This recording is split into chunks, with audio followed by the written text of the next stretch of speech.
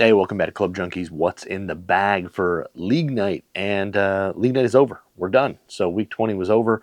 Actually, we'll be honest, I actually didn't play last week on Thursday. Ended up leaving early to head out for my Labor Day weekend and, work my Thursday and Friday from where I was. So I didn't play in the scramble, but I did bring that bag down with me to Labor Day, and I played with my dad and my brother out there. So we did play over the weekend. If you follow me on Instagram, at Club Junkie Pod, you can know that I did not play well. It was probably one of the most frustrating rounds I've played in a little while. I still had fun. I still enjoyed just going out and playing with my dad, my brothers, and stuff like that.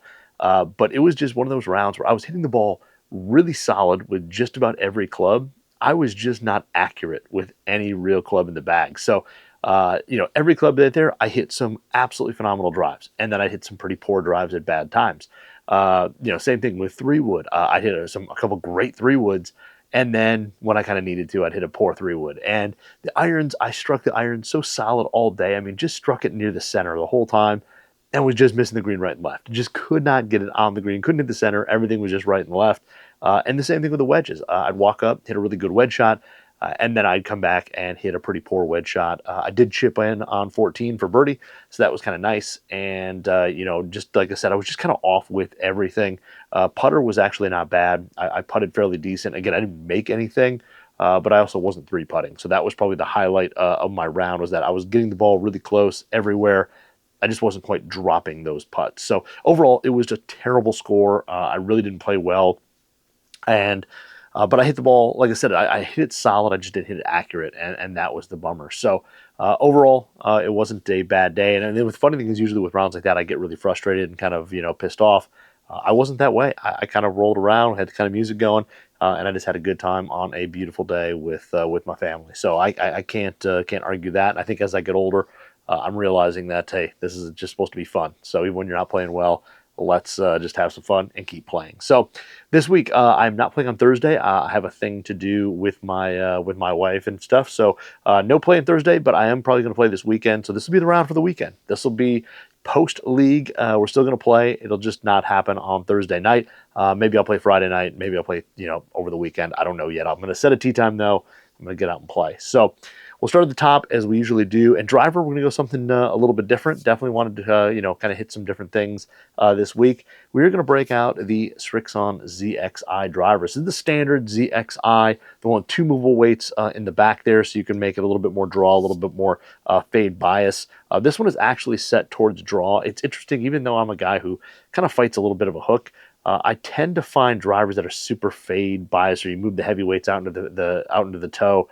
I don't square them up as easily, and I get a little erratic. I found stuff that is a little bit more kind of heel weighted. I tend to swing better, and I tend to swing more consistent. So we're going to leave it in the standard setting there. So 10 degree in the heel, 4 gram weight in the toe, and we're going to leave it that way. Now this is a 9-degree head. I typically don't play 9-degree heads. I don't hit it high enough usually to play them, but this one is set +1 and in the flat setting. So it should be playing +10 with a little bit of a flat setting there on the hosel. So playing around 10. And the nice thing is with this, it doesn't really shut the face that much. It looks pretty darn square. I like what Srixon did with these ZXi models. Now I played the Max. I thought that one was really, really good.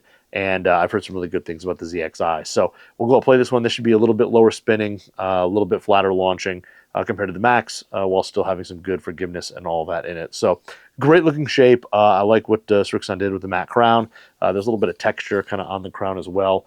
However they did it there, their little kind of symbol.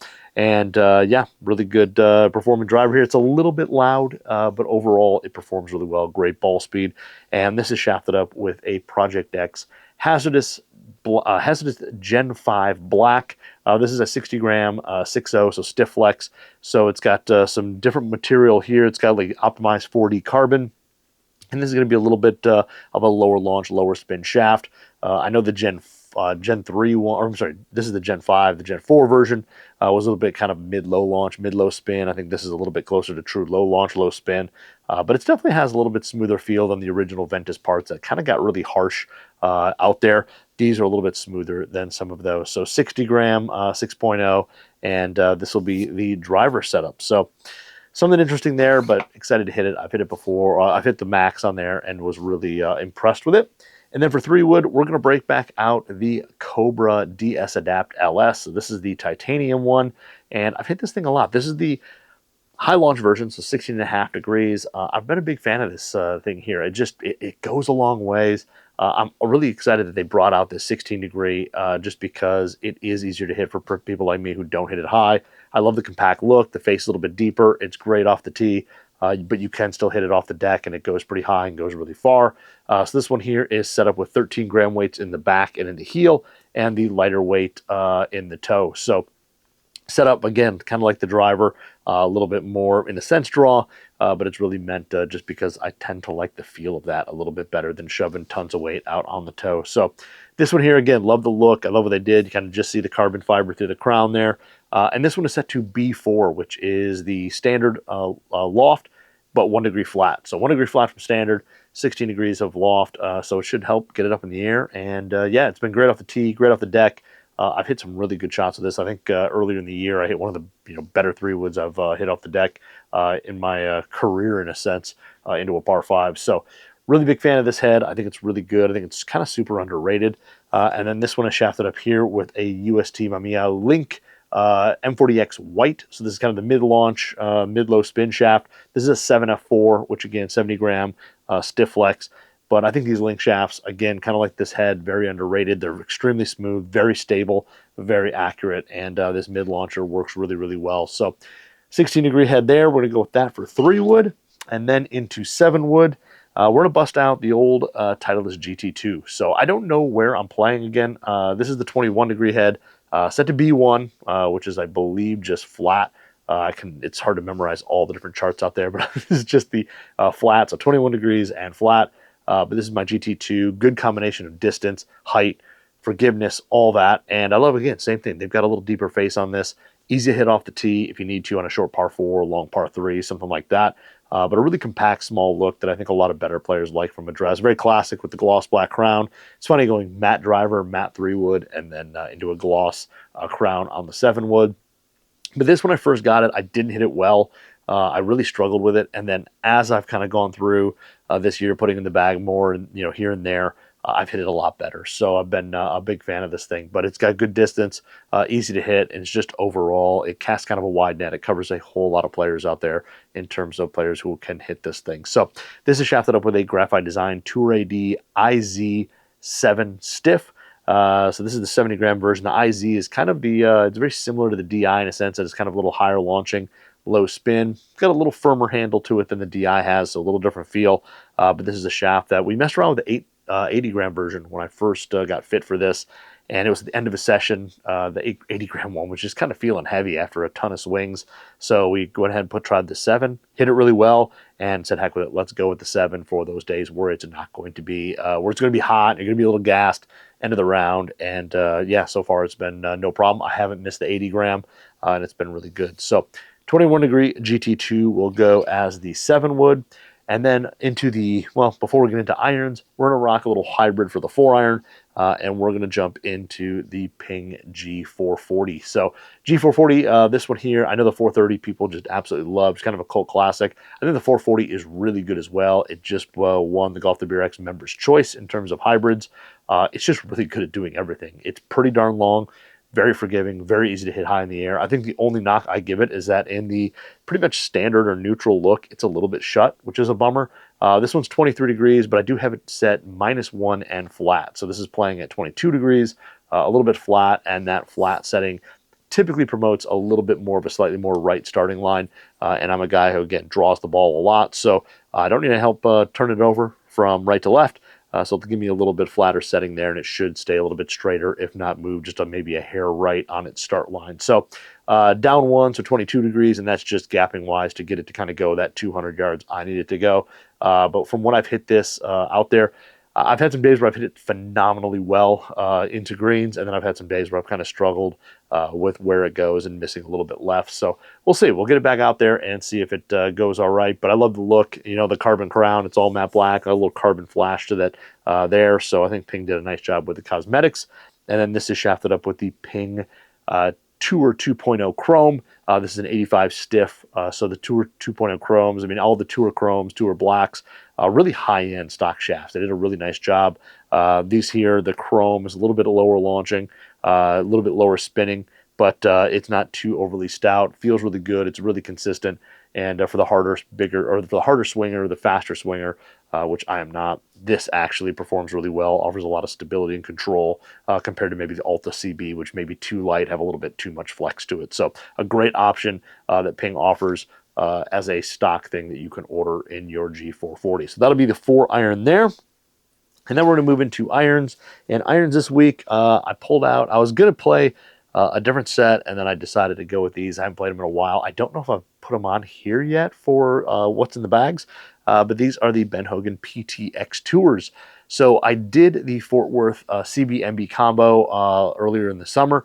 When I got those, these are the PTX Tours, and these are basically a blend of hollow body irons, and then they move into a fully forged kind of blade type iron in the short iron. So I believe the 8-9 pitch, or maybe just the 9 pitch, are the true like icon blades that Ben Hogan made, and the rest are these kind of hollow body PTXs. So they're the hollow body for 4, 5, 6, 7, I believe 8 might be as well, but they've got a little bit of speed built into the face. They're filled with some material there, so they do have a good soft feel to them. The look from address is very classic, very blade-like. They're very small, but I love that you get that little bit of distance, that little bit of help in the long irons, and then when you get to the short irons, they're very precise, consistent, a lot of control in terms of hitting balls into greens. So a good, blend for better players who are looking for something that they don't lose all the forgiveness of a blade in the long irons. They still get some help. They have some of that cavity back help, but then when they get to the short irons, they have the kind of those scoring irons to kind of hit the shots they need to hit around the green, and they can still do that. So a really cool set. It's got a very cool V-sole to it. The V-sole on theirs have kind of pushed forward a little bit. It's a little bit more bounce angle on the front. The kind of meat of the bounce has been pushed forward. But you have that pre-worn leading edge, that angled leading edge that'll give you a little bit of turf interaction, and then the back half is kind of recessed there, so you get good release from the turf. But overall, I've been really happy with these. They're really good feeling. They perform really well, and they're definitely more forgiving than just a true blade. So really great set of irons there. Play these 5 through pitching wedge, and these are shafted up with the KBS Tour Vs in stiff. So these are 110s in stiff. The Tour V is kind of an underrated shaft. It's lightweight, but it's really stable, offers a little bit more of a mid to mid-low trajectory. It's got a slightly, bigger handle diameter in it, so it, again, adds some stability to it, but a really good shaft. If you're looking for something that's lighter weight, but you don't want to lose all the control and kind of the stiffness that you're maybe used to with a C-taper or some shaft like that. So it's a good transition to move into something lighter without losing control, but we'll play these 5 through pitching wedge, and then we move into wedges, and they're going to be a little bit of a, mix, because it always is, because the 50 degree is going to be my SM10 5008 F grind. So this is the low bounce F grind that they make in the SM10. It's just a Tour Chrome. It's this one that I kind of throw in the bag every time I need a 50 degree, because I don't have enough gap wedges for whatever reason. I just don't. People send, I get a lot of sand and lobs out there. I don't get a lot of gap wedges, so this is kind of the guy that just goes in there. Love the shape of the SM10. I think they did a nice job with that leading edge being pretty darn straight, coming in off the hosel, very clean, very straight. There's no kind of bends or hooks or anything in there when you look down on it. So I like the way that this thing looks. And then this is shafted up with a UST Mamiya Dart V 105 or Concept 105 wedge. It's like a whole lot to say, but this shaft's here. 105 grams, really stable, kind of offers kind of that mid-launch to them. A little bit stiffer, stouter feel than some other graphite shafts out there, but plays really well, and this wedge one works out. It built up very easily, but it works great in a gap wedge there. So playing this as my gap wedge. And then into sand wedge, we're going to break out some wedges I haven't played in a while. And this is going to be the Cobra King. So the new Cobra King, I will say they're new out earlier in the year, kind of in the spring. This is the 56 V grind.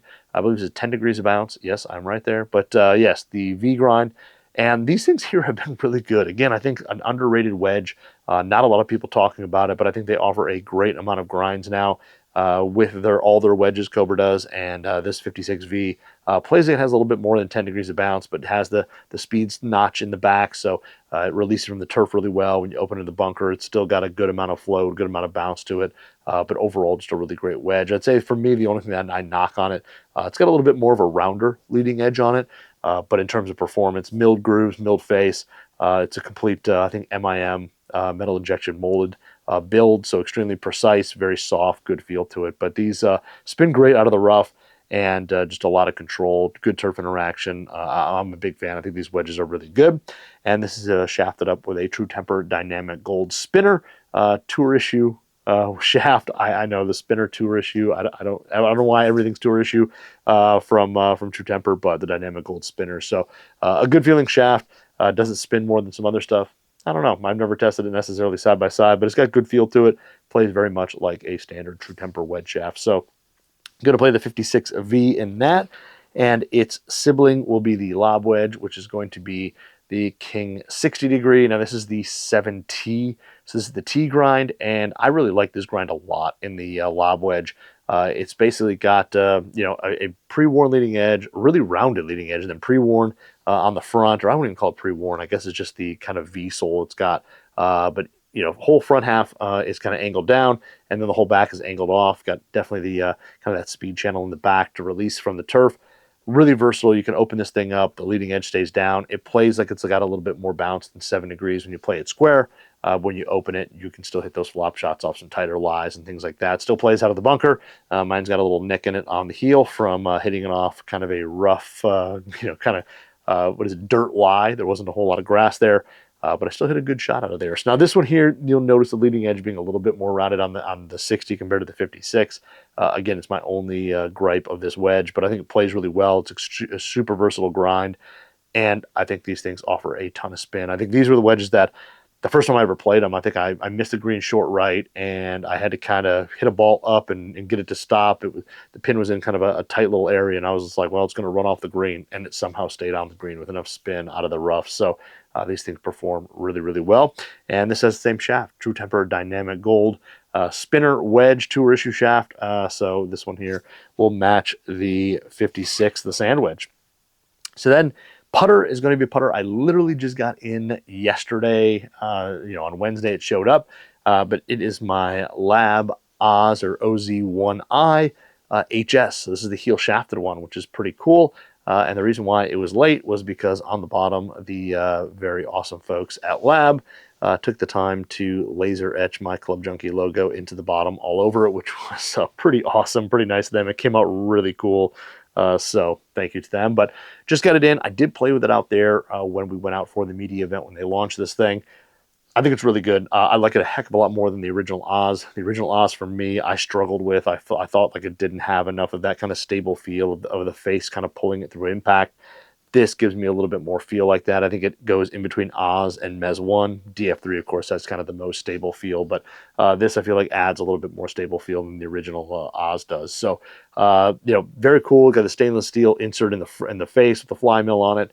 Good crisp feel to it. And of course, the big story on this thing is the heel shafted neck, and pretty cool. So mine is 1 degree flat. So this neck is, I think, 1 click shorter than the stock one. So as they have a stock length, and the more upright you go, the longer this riser gets to make sure that the angle of the shaft would virtually enter the head is correct. And the shorter you go, the flatter it gets. So it's kind of cool. They did this design, put a lot of work into it. And I went with the cappuccino color and a pretty aggressive sightline system with a whole lot of lines. But I got to play with this out in Eugene, Oregon when we were out there at their headquarters, and I putted really well with it. So I think that having these full-length lines that kind of frame the ball and help me line it up, I definitely line this thing up better than any other Lab, other than maybe my Mez 1 Max here with this. So really good putter. I've liked it so far. I'm 1 for 1 in terms of liking it out on the course. And this is shafted up with the TPT/Lab shaft. And it was interesting. We got to hit a bunch of the different shafts there at the headquarters, everything from the steel shafts to the Acura. They even had some of the new Mitsubishi Diamana shafts out there. And I ended up going with the TPT. It was a really tight one between the Diamana 12K and this TPT. And it really came down to feel and sound. And that was the big thing. They kind of talked about, all these shafts perform really well. They all are really stable. What do you like the sound and feel of? And this, by far, the TPT is the kind of crispest sound. It's kind of the loudest and the firmest in terms of feel, with that Diamana 12K being very, very close to it. So I kind of, was putting back and forth with both of them. and ended up going with the TPT for that kind of crisper sound. And then went outside and played with it, and really liked how it felt and sound as well outside. So kind of a cool shaft, but a great setup, and hopefully it's got some of that Eugene, Oregon magic still in it, and we'll make some putts. So that'll be the putter. And yeah, that is the what's in the bag for this weekend. So not sure where I'm going to play. Hopefully this setup works wherever I'm going to play, but I'll get a tee time out. We'll play, and I'll continue doing this, what's in the bag, until the weather gets so bad that I can no longer do it and no longer play. And then who knows, maybe I'll do one for indoor sessions. I don't know, but we'll figure it out. So anyway, that is my what's in the bag. Check back next week. We'll jump into how it worked out, where I played, when I played, whatever. We'll break down this bag, let you know how it went, and go from there and keep doing some what's in the bag as long as we can. So check back next week. We'll check out the next what's in the bag.